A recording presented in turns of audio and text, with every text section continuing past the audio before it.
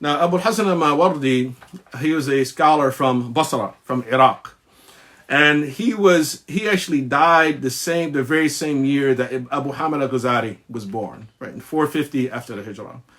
Abu Hasan al Mawardi is most well known for his book entitled Al-Ahkam al-Sultaniyya wa Wilayat al-Diniyya, the Ahkam al-Sultaniyya, or the protocols or the injunctions pertaining to the Sultan and the religious offices. Right, but he has about 3 other books as well related to matters of governance, Nasihatul Muluk, among other books. And he is well known for being a prolific writer, a polymath, you would say, even. Right, he's written on multiple topics. He was an expert in language. He has tafsir. He's written about matters of governance, and probably his book is the most relied upon book when it comes to discussing Islamic government, right? Is the book of Abu Hasan al Mawardi, rahmatullah alayhi. And so he's in Baghdad, and he also was a statesman as well. That he actually he gained prominence during the Buwayhid or the Buyid dynasty, which was pretty much a dynasty that existed during the interim between the transition between the Bani Abbas and the Seljuks. And he became popular during this time. And then eventually he became a judge in multiple areas of the empire. He became a chief justice. He was known as Qadi al-Qudat. That he was an ambassador, as a matter of fact, for the Abbasids with the Buyids themselves. He was an ambassador, so he was a statesman himself. On top of that, he worked for the Muslim government, the Islamic government.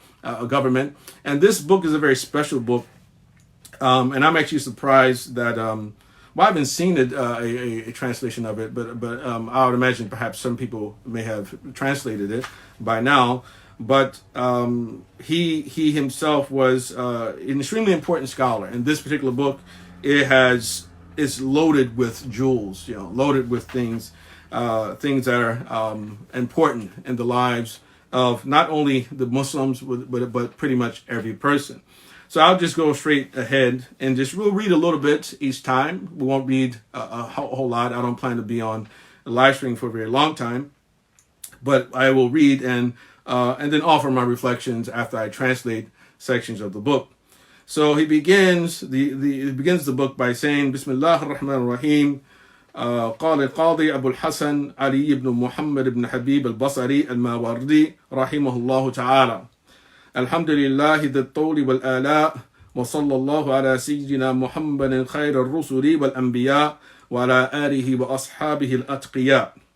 So the Qadi, the judge, Abu Hasan Ali ibn Muhammad ibn Habib al-Basri al-Mawardi, and Mawardi itself comes from Maward, rosewater. And it said his father used to sell rosewater, and that's where it becomes a family name after this.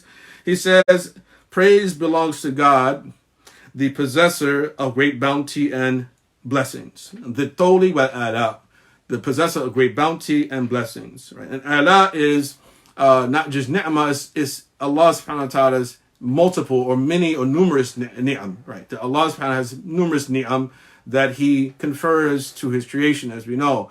And as the Quran tells us in more than one place, that if you were to try to compute or calculate all of God's blessings, you would not be able to do so, right? So in spite of us experiencing fear, among other things, we need to reflect upon all the good things that we have. That we still have our family, we still have our safety, we have, if we have good health at the moment, that there are so many different things that we can see, if we can walk, right? There are many people who can't do those things. They can't see, they can't hear, they can't walk, right? They can't even use the bathroom on their own. They need people to help them, right? So there's so many blessings. So Allah subhanahu wa ta'ala, he said, begins by praising Allah subhanahu wa ta'ala as is appropriate, the one who possesses great bounty and multiple blessings.